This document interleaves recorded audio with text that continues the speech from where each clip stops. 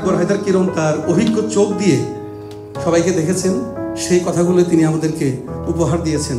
নিঃসন্দেহে এই বই আমাদের আলোকিত করতে সহায়তা করবে। আর লস্ট ইন সুইট ড্রিমস এটি একটি ইংরেজি কবিতার বই।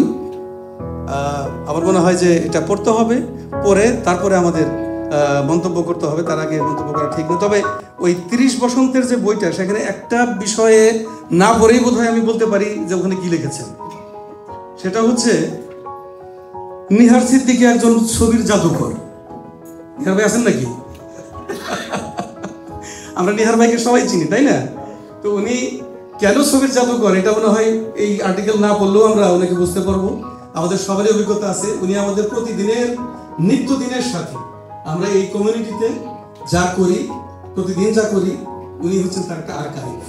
প্রতিদিন তিনি আমাদের আলোকচিত্র ধারণ করার মাধ্যমে এই ইতিহাসকে তিনি আর্কাইভ করে যাচ্ছেন। এক সময় হয়তো তার ফেসবুক পেজে যে ছবিগুলো আছে, সেগুলো আমাদের কমিউনিটির ইতিহাস রচনায় একটা গুরুত্বপূর্ণ দলিল হিসেবে কাজ করবে।